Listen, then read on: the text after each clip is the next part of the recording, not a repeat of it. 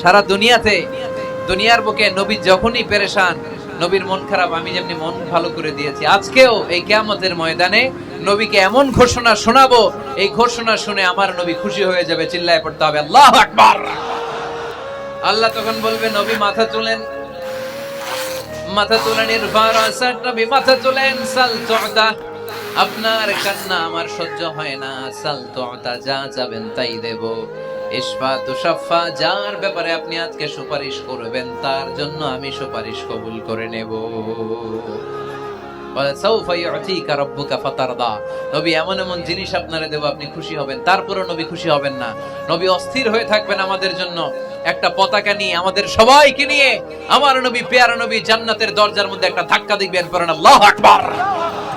জান্নাতের রক্ষী ফেরেশতা বলবে, মান আনতা, আপনি কে? বিশ্বনবী বলবেন, আনা মুহাম্মদ, আমার